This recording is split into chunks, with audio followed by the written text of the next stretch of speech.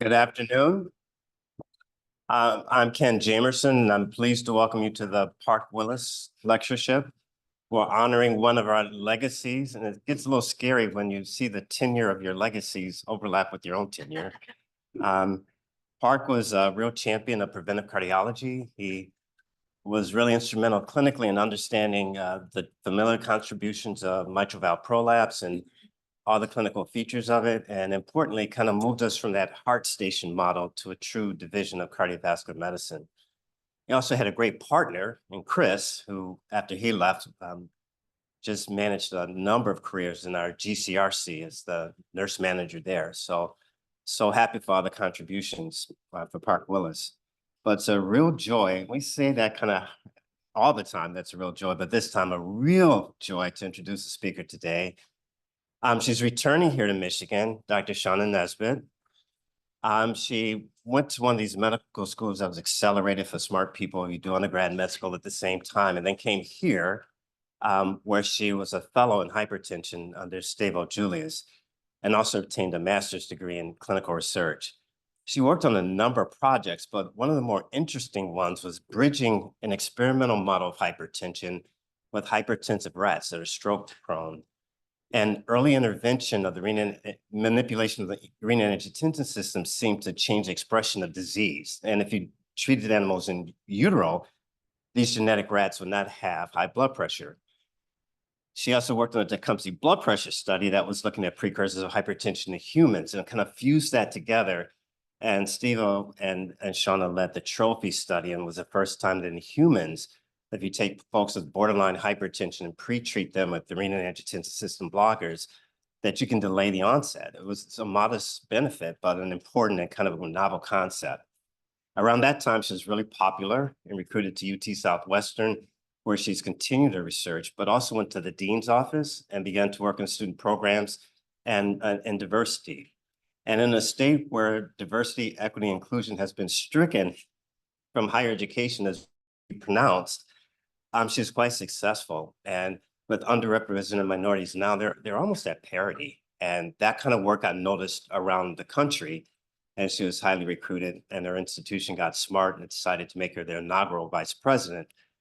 Initially diversity and inclusion, but of course that got stricken. And now she's just, I guess, vice president of effective implementation and happiness and success for everybody at the institution, officer, and a brilliant hypertension investigator. And she's going to fuse some of that disparity and work and hypertension work in her topic today. So please receive Dr. Shawna Nesbitt.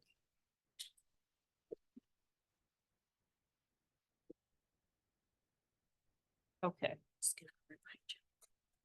All right. Good. All right. Thank you, Ken. I appreciate the really warm and benevolent introduction, and to Dr. Bizignano, thank you so much. This is really one of the biggest honors for me to be invited back here, because I feel like Michigan is a part of home for me. Is that coming here out of internal medicine residency, I was welcomed by an esteemed group. Dr. Julius had been on Newsweek magazine and on the Today Show like a week before I came to interview. And that morning I thought, oh my God, where am I going? Who am I meeting? This person called Steve-O. I never even heard that name before.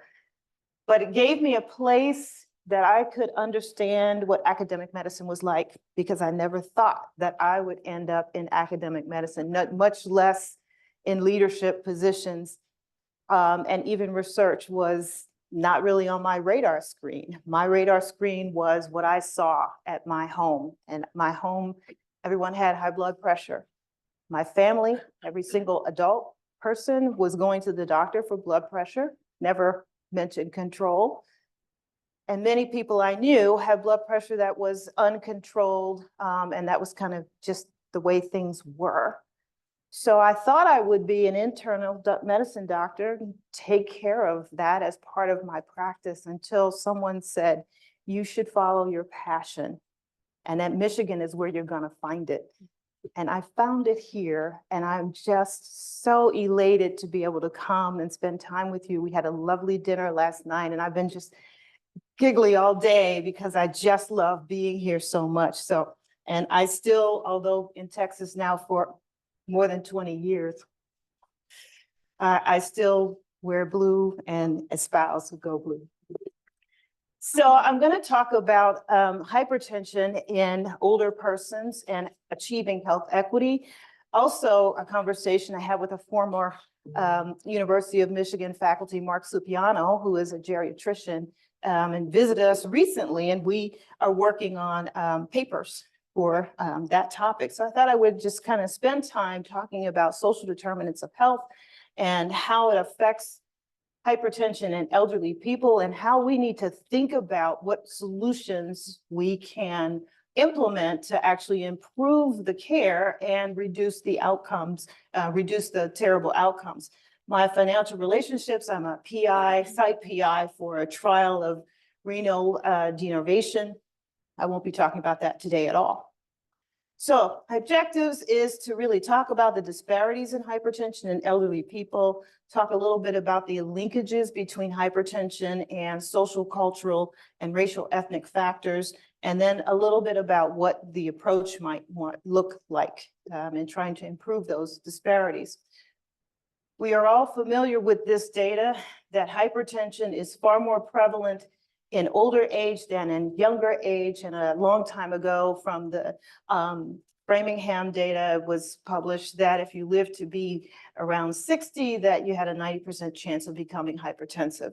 And so most of us in this room will have some effect of blood pressure as part of our lifetime chronic illness, unfortunately.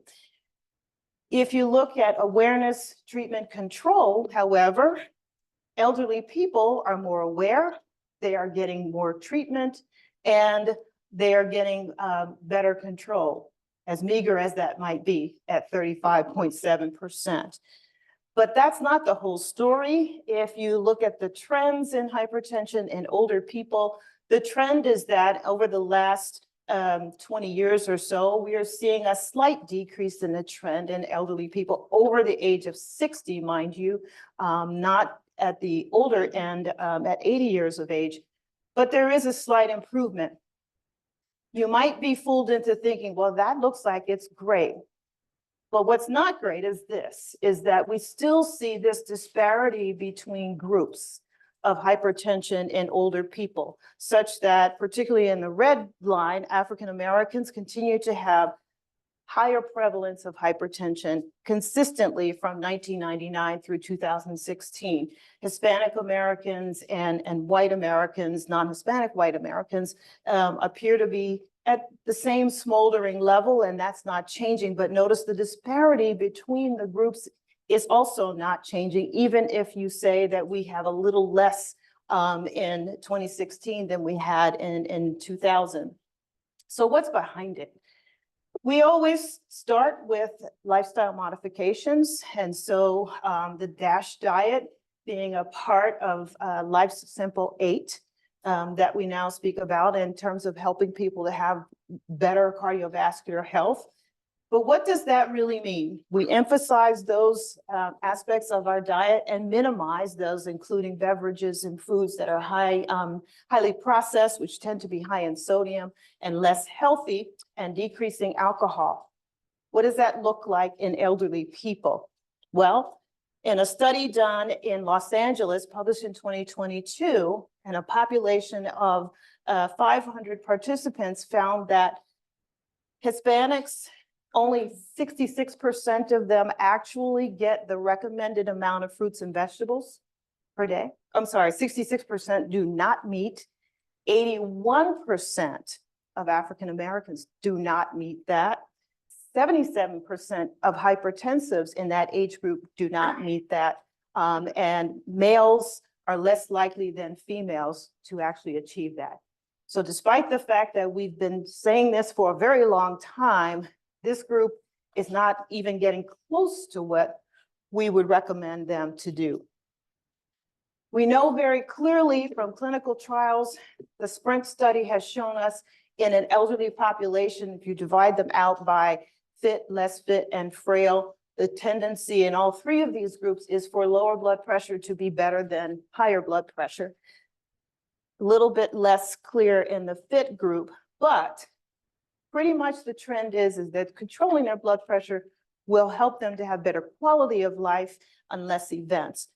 And yet we are still not getting there. So what are the things that are behind that? And one of the issues is, how do we think about blood pressure? So in this study from 2005, and older persons looking at questioning them about what their perception is, what their knowledge is of hypertension, there are real differences by ethnic group, by racial and ethnic group, in what they believe about it. And how people think about treating anything starts with what they think about the disease in and of itself. And so if you look at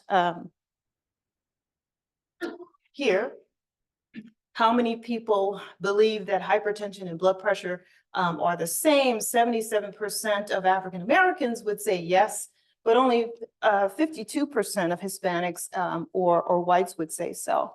If you look at whether or not African Americans are at a greater risk for hypertension, 71% of African Americans would say yes, but only 40%, 30% of Hispanics. And if you come down here, even the top reading of blood pressure, the systolic blood pressure is an indicator. This is pretty surprising, is that 26% of the whites asked in this survey believe that the systolic blood pressure is important, 37% of African Americans, 42% of Hispanics. What I didn't show you is the perspective they have about treatment, and that differs as well, is that more of the white patients believed that lifestyle modifications would be effective. Less of Black patients thought that lifestyle modifications would be effective in lowering blood pressure. Similarly, their knowledge base about outcomes differ along the lines, particularly in kidney disease, is that African American patients appear more knowledgeable about the consequences to the kidneys than do other groups. I bring that up to really just point out to you that how people see this disease differs by who they are and how they come to the disease in of itself. There are all these barriers that people face that we don't really think about.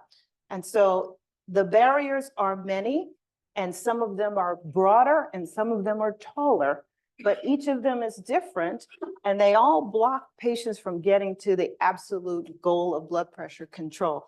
What underlies many of these things is institutionalized racism and some related stress that is related to it.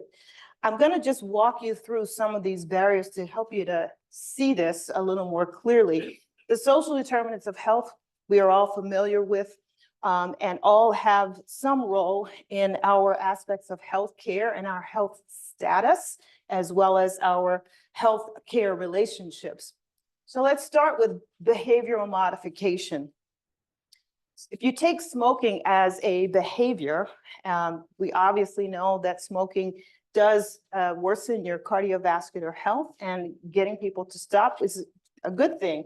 But if you look at the data on people over the age of 65, there is a difference in smoking prevalence that differs by what your income is. So the more wealthy people are less likely to smoke in the orange line. The poorer people, who are 200% below the federal poverty line, are more likely to smoke. And that trend is consistent over the 10 years or 20 years represented here.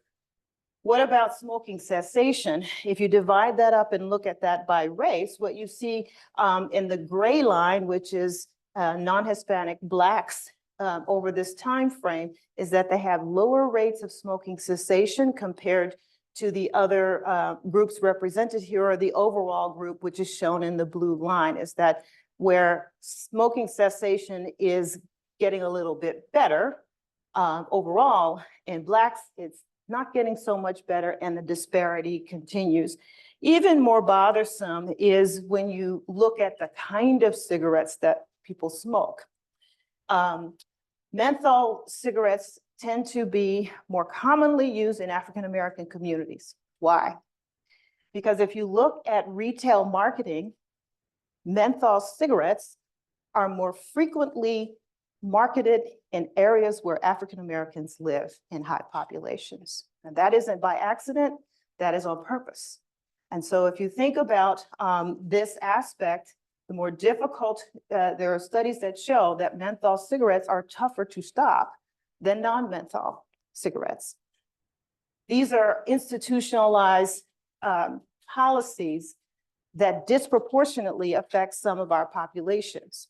So if we look at other aspects, physical activity, a part of our recommendations for lifestyle modifications in elderly people, they're much more likely to have any one of these or maybe two of these disabilities: hearing difficulties, vision, cognitive, ambulatory difficulties, self-care difficulty, certainly much more common as an older person, period.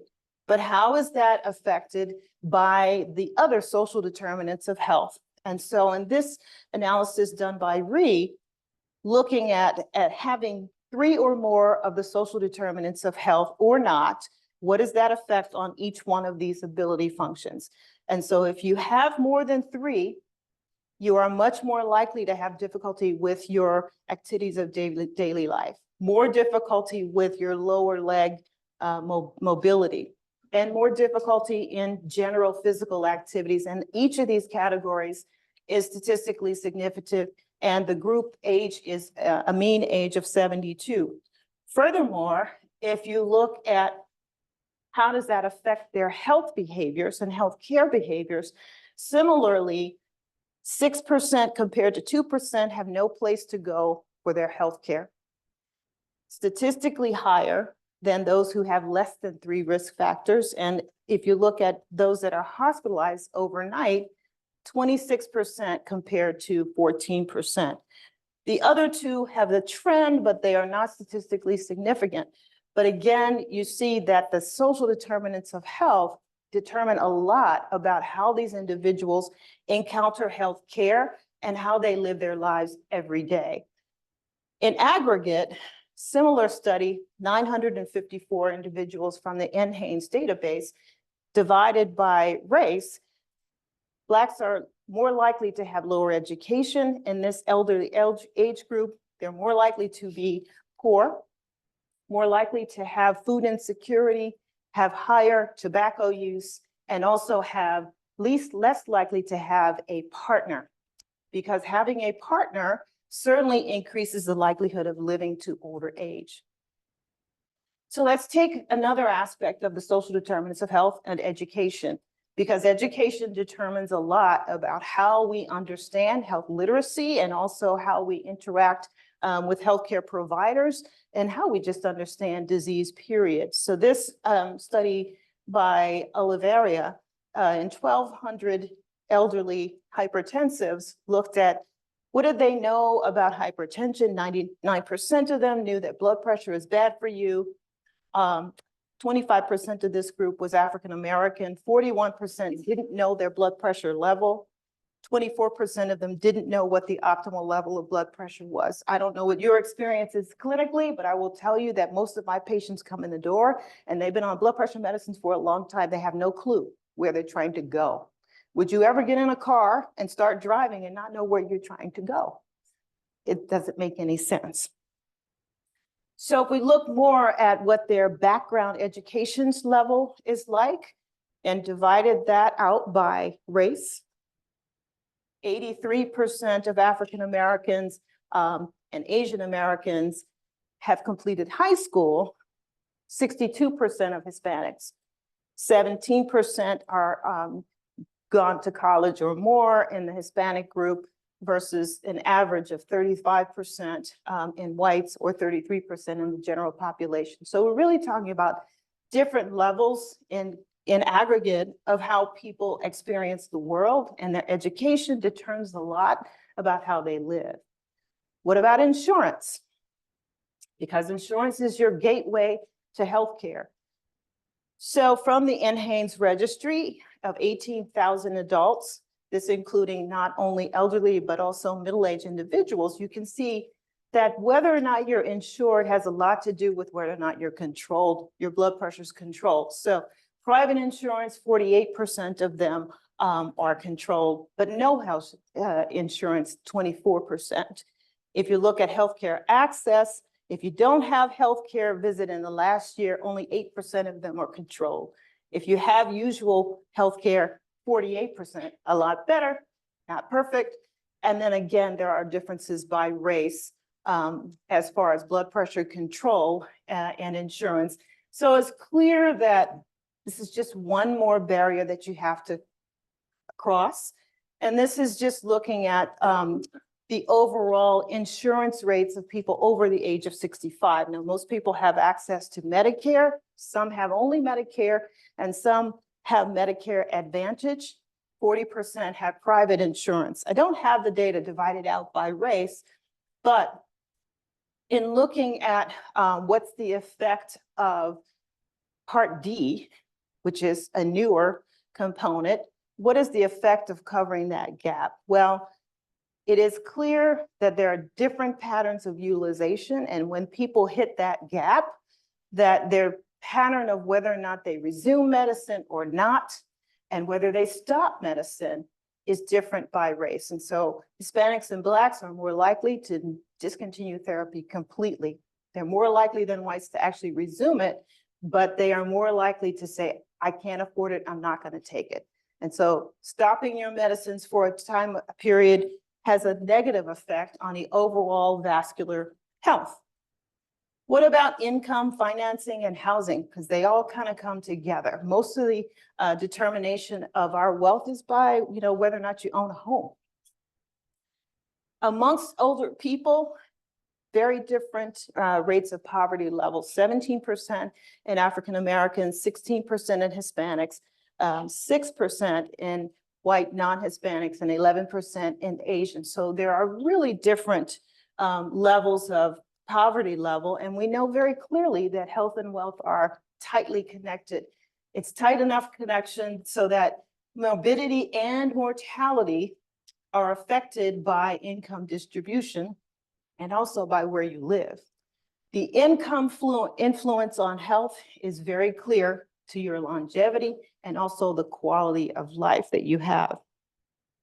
So we think about, where are people living? If you go back and look, where do people live and why do they live there? You have to historically look at where people are distributed and how did they get there and why do they continue to live there, and is there an association between where they live and how they live and what their health status is. This is Detroit. And so in 1939, when the process of redlining was implemented across the country, mostly by the government for funding housing loans, as well as by real estate investors, was implemented that the red areas are considered to be less areas that you would less likely get your return on investment. The yellow areas are cautious. Blue areas and green areas are better places to invest your money. Come forward to the right-hand side of that slide, 1939, 2009, 2012. We're looking at foreclosure rates. On the left in the gray box, and on the right, we are looking at poor self-health rated. So the same areas that were redlined in 1939 have higher foreclosure rates in 2009 to 2011 and have poorer self-health rate related rates in 2008 to 2012.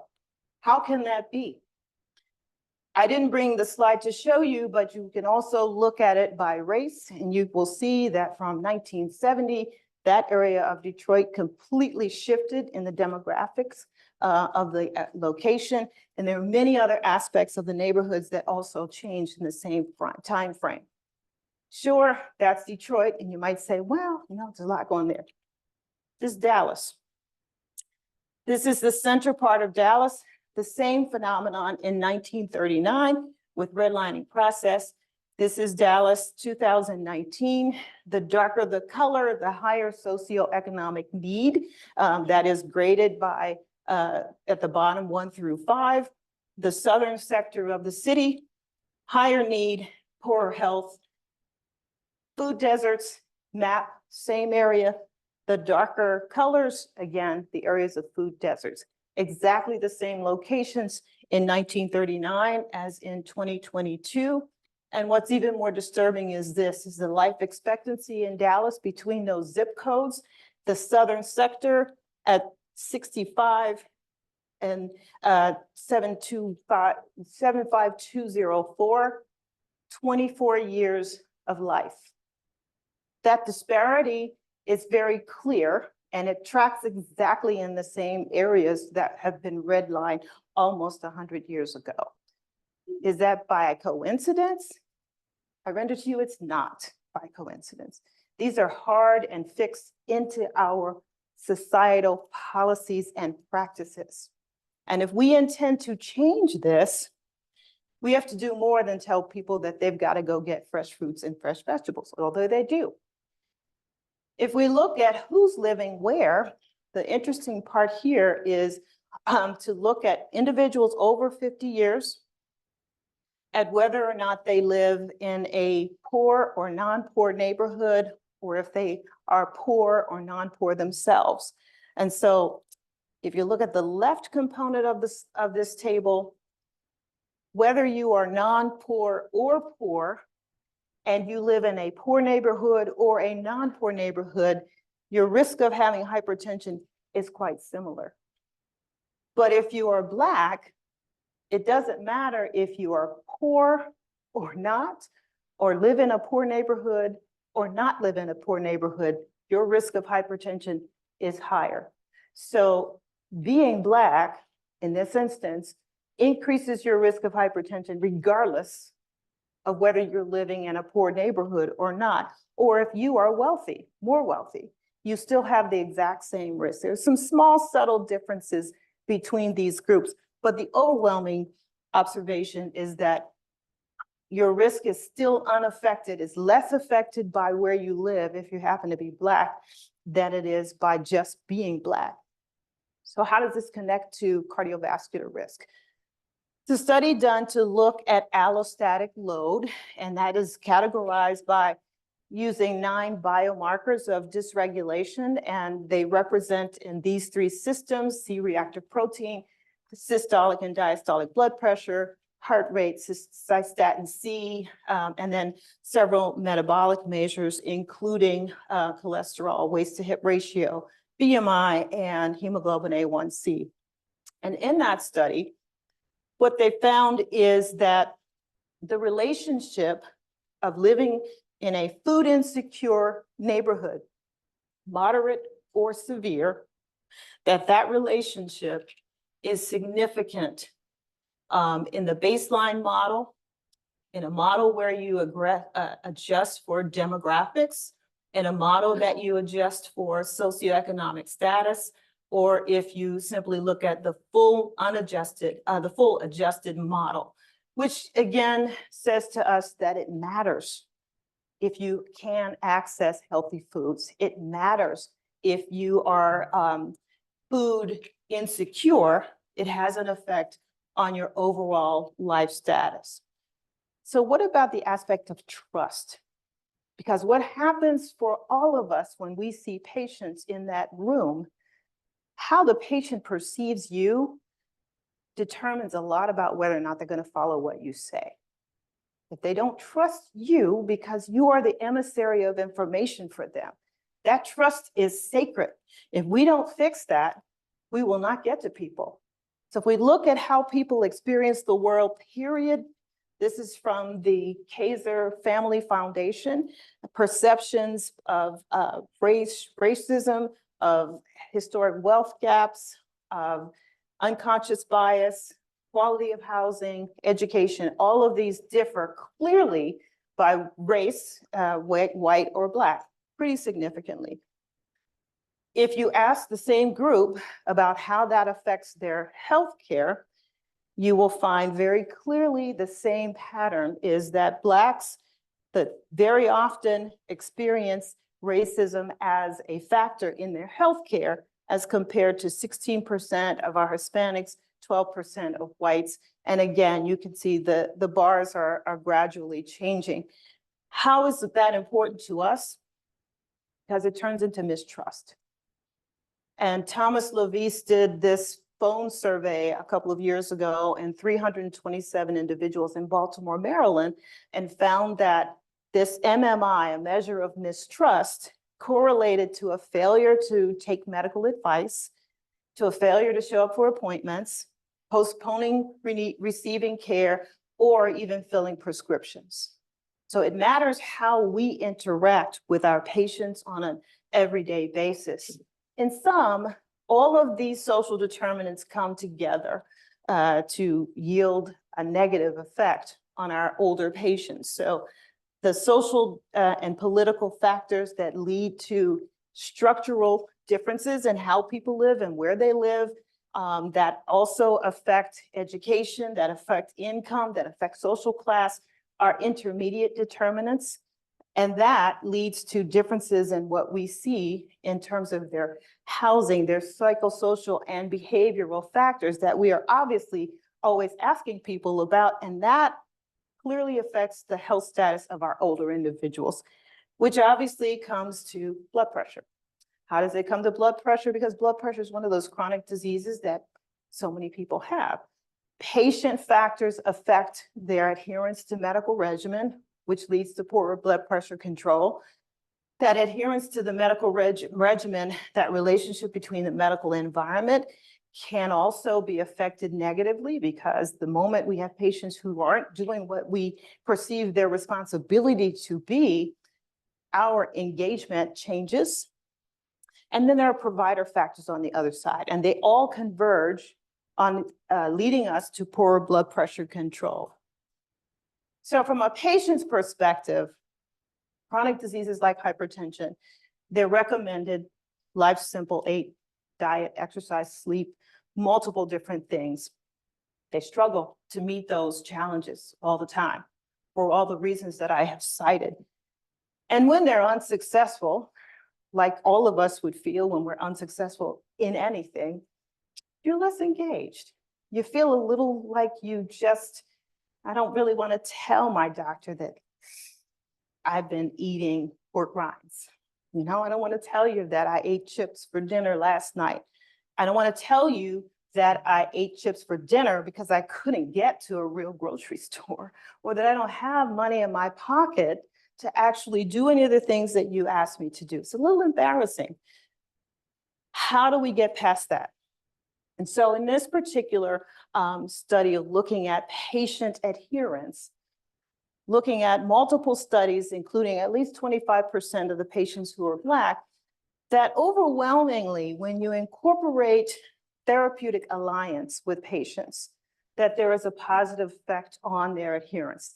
They're much more likely to follow through when we create a shared decision-making model with patients. We talk to them about, who are you? What are you doing? Talk to me about, how do you feel about blood pressure? How do you feel about these medications? What is the barrier for you on an everyday basis with meeting this particular instruction that we are giving you? Those are the ways that we can actually change the communication basis between us and our patients. Elias Paris-Stabel, who is at the National Minority Health Institute at NIH, published this really nice kind of table that just shows all the different aspects of patients' experience, all those domains of influence that we have an effect on in our communications. And I won't go through all of them, but I wanted you to see how broad and vast they really are, and how we need to be more thoughtful about what information do we need from the patient, and then where also should we be engaging systematic changes. He elucidates these 3 points from his paper, that effective communication between patients and clinicians clearly improves the quality of care, and the need to have a collection of social determinants of health is helpful. Now, you can debate about how that happens, who collects it, where does it go? But if you're not going to use it, it is not useful. And if you're going to spend more time on Epic and not with the patient, that's not useful either. But thinking about what they are is very useful. Coherently coming up with what you need to know about your patient, very useful. Checking your own bias at the door, very useful. And literacy and language matter a lot. Systems have a different relationship. They have a different role in this, is that systems need to know, who are we serving? How are the people in my local neighborhood being served? Who are they? How are they living? Take an asset-based approach. Think about, how are we communicating with this population, and how can we utilize the resources that are in our own backyard to deliver better care? Every academic center benefits from the community that they live within. And I render to you that most are located in areas where there are underserved populations pretty close, because usually that's the cheapest land that they land themselves in. But the engagement to that community is not uniform across academic centers. So what about us as individuals? Is we have to be more thoughtful about what our role is supposed to be. So from the AMA Code of Ethics, these are our responsibilities. We have responsibility to think about the community that we serve, the population of the public health. How are we going to help the entire group of people to get better, not just on a one-on-one basis that we see patients? And implicit bias plays some role there, because if we have bias on our own, it affects our judgments. It leads to disparities. It breaks down that community, that communication and trust. And it also leads to the patient disengaging. And so they no longer want to hear what you have to say, because they don't think you want to hear what they have to say at all. Comes back to medical education. How do we engage our learners? And how do we, as attending physicians, also, increase our own understanding of these factors and continuously provide education so that we are not contributing to the inequity in healthcare? Complex system. Much education, community, and organization all play an important part in this. Neither of them is greater than the other, but they all have to be incorporated in how we approach this. I wrote this paper a few years ago with one of my medical students that just looked in a broad way at health disparities and how we, and particularly in medical school, might help our students to understand that better. From that, we developed a class. And in that class, what I thought about is that most of our medical students are coming from two highly educated parents with incomes well above $100,000. And having a daughter myself, I know what it's like. You have a child who is doing well, you want them to have the best, you send them to a great school, they're covered and treated well there, and then they come to medical school.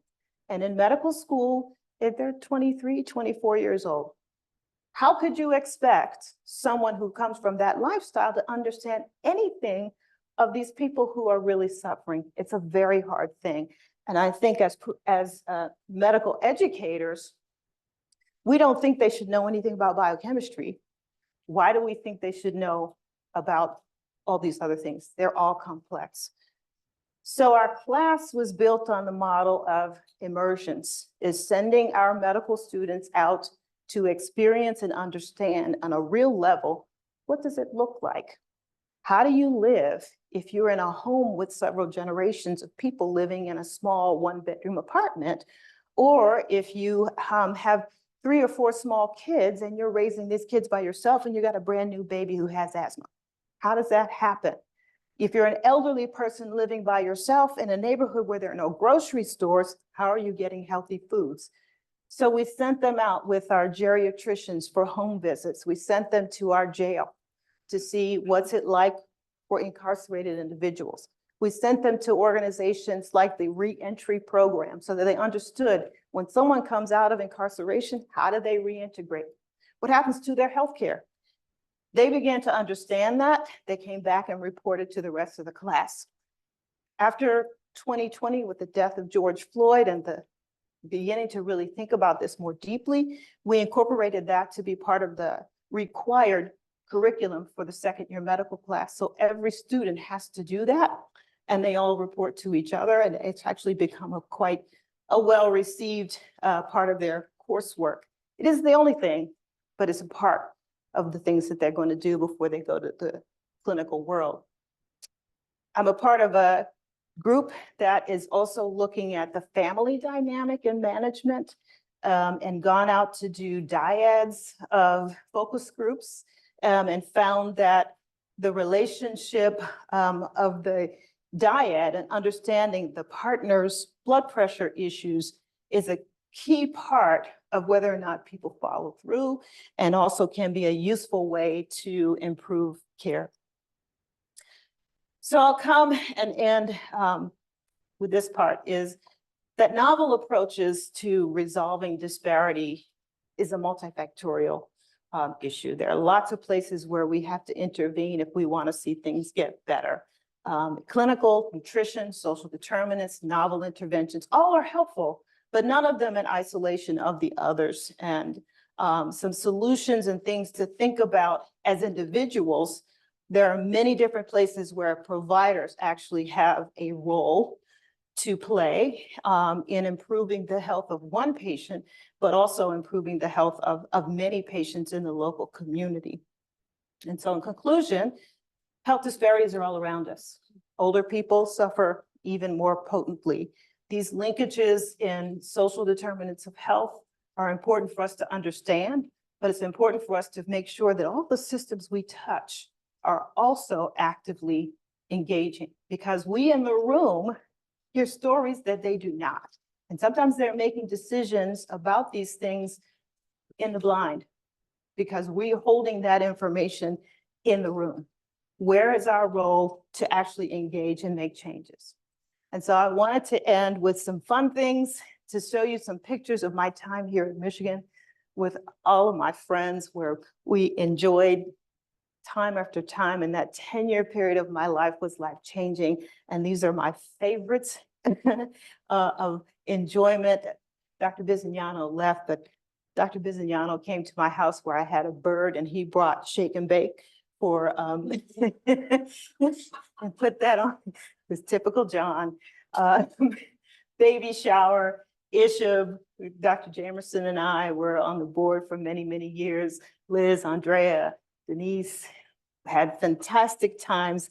My daughter was born here and graduating from the School of Public Health. Fun together, Hawaii, on and on. But in all of this, and I've been gone for 22 years, is that we've had trophy, which is the evolution of growth over time. My life has been that, and from my time here at Michigan, my daughter was born, grown up, 2 degrees and off doing her own thing, but Michigan remains in our hearts. So I thank you for the opportunity to speak to you all, and I'm happy to take any questions.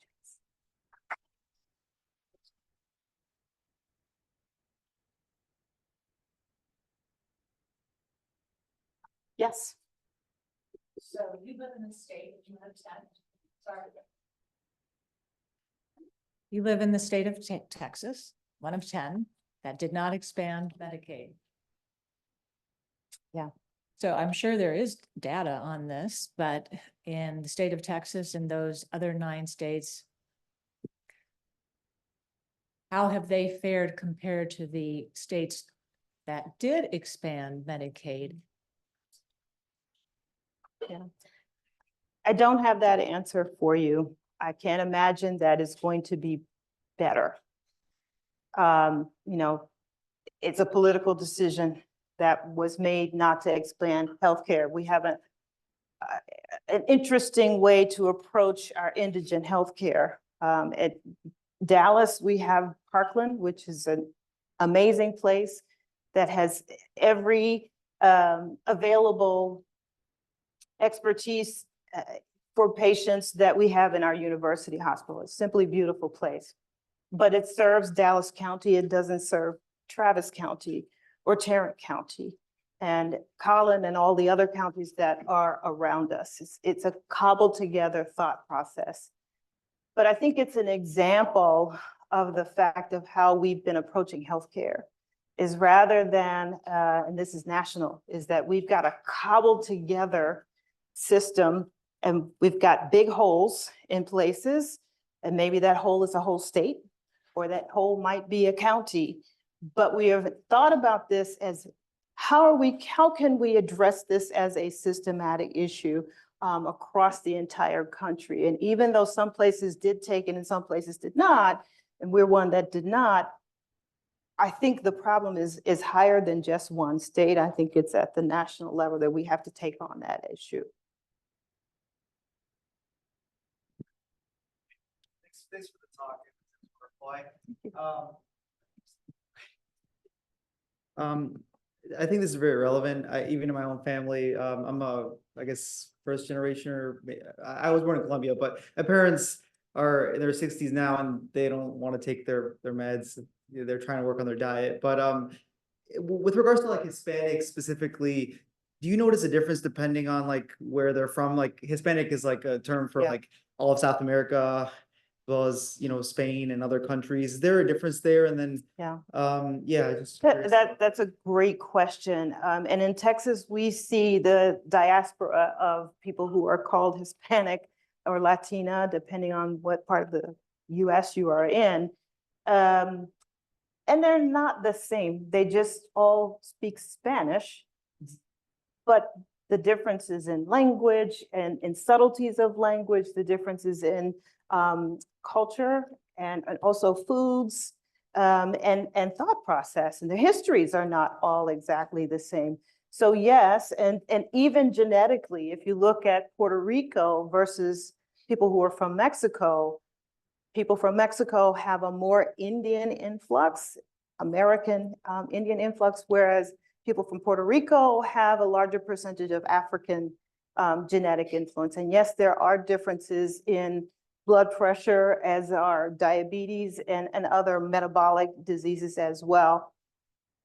We don't have nationally enough data collected separately to understand all the subtleties of what that would mean, and then think about approaches of how we would actually think about that. But very clearly, there are real differences that I think we've got to be a little more careful about how we think of those differences. Thank you for the question.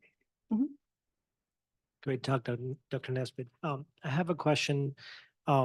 You mentioned a few things that we as doctors can do to achieve more equity. You mentioned a few things that the medical school can do. Can you give us a few examples of what you think a good healthcare system should be doing, and maybe more a level above at the national level, what can be done to achieve more equity in blood pressure control, for example? Thank you for the question. So I think at a national level, we should be looking at a healthcare, the way we fund healthcare is this concept that healthcare is an option, that it's a luxury item, like, you know, if you want a fancy car, if you want to drive, you know, a less fancy one. Healthcare, really? Isn't that a right, a human right? That aspect, if we resolve that concept, then it becomes a lot easier for us to then think about how do we implement that. The second issue of at an academic center level is that we have a role to play. First, locally, is that, you know, who are we serving right here? You're serving Ann Arbor and the greater metropolitan area. Who are those people and what are their needs? And I think we have to be more thoughtful about not only looking at it from a public health perspective of just collecting NHANES data, but we have to also talk to the people where we are, is go to have real conversations, because that's where you start to understand, A, how do they see you as an institution? How do they relate to you? How do they relate to healthcare at all? And then what do they think that they need? Sometimes we're pretty paternal in how we approach people. Listen, we feel like we should be telling you what you should have, whereas the approach of developing this therapeutic alliance conversation allows for them to have some ownership in how they, you know, take care of their own health. It's their health. And then as individuals, I think we've got to be more thoughtful about what's our own behavior. Is that how do we approach patients when we walk in that room? And everybody has this. Every single person if you're hungry, you can't stop thinking about food and you want to get out of that room fast. If you're angry, it's hard to shed that and be thoughtful and listen to people. Knowing who you are, knowing where your thoughts come from, knowing how to then say, okay, wait for the moment I wipe that.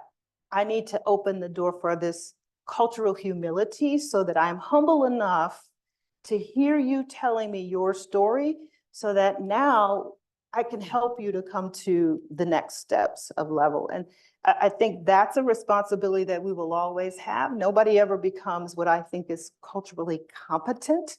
I think you can be culturally humble so that you're open to listen to every patient and then to share that back systematically, if that's on us.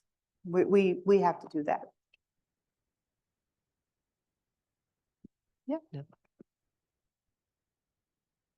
So unfortunately, DEI programs now are being abolished in some states. And I think there's going to be trend across the nation. What can we do as physicians to halt that, particularly in medical education? Yeah. So I'm in one of the states that has already eliminated DEI as programs. But I step back from that for a moment. I mean, there's a certain question that individuals who oppose these support systems that they are upset by.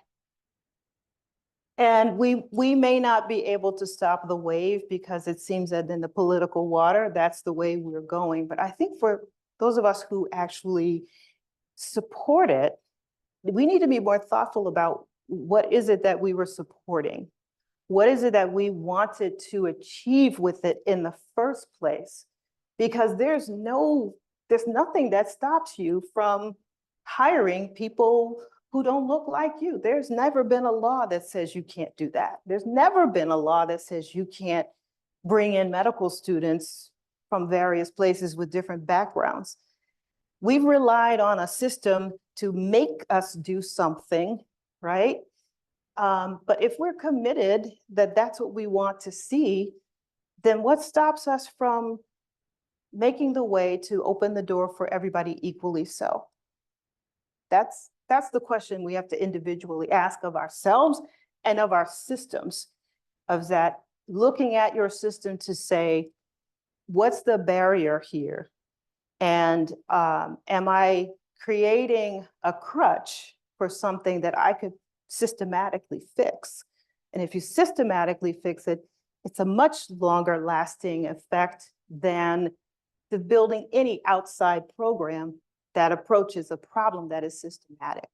And that's what I say is the thought process about redlining was a systematic problem. It isn't a problem that anybody here today created.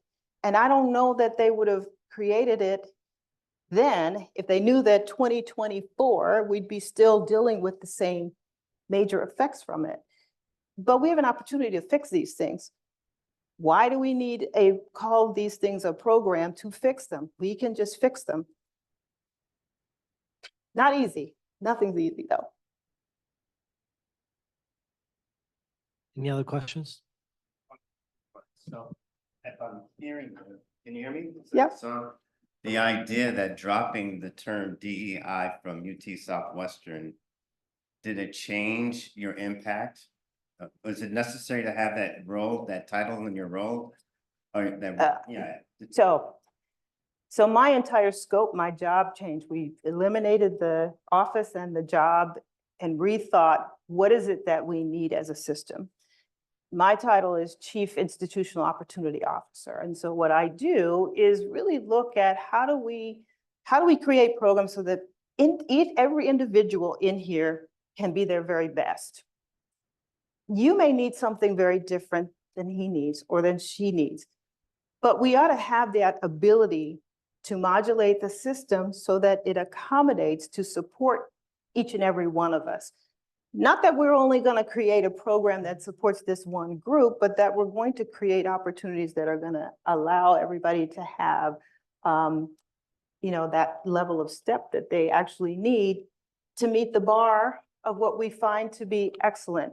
And that is one of the goals of happiness in jobs, of happiness in our careers, and success as a system depends on every individual actually being able to do that. So my job is to look at those things. And so we have programs like Health Equity Scholars, because I strongly believe that if we want health equity, we have to train all of our learners to be ready to do that.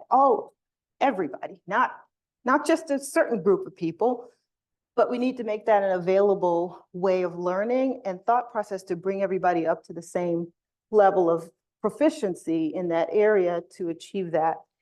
Developing our learners to be ready for academic positions. If we want them to all, remain robust, and we have to give them that skill set. I think that if we work from that perspective on all of these different systems that we have a better opportunity, that it's less about you got it and I didn't, because we don't need the same things, if that makes any sense to you.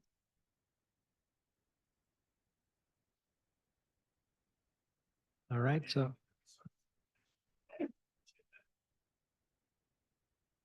True. all right. If there's no other questions, this was a phenomenal talk. We thank you so much for You're being here. We welcome. learned a lot. Thank you. Thank you.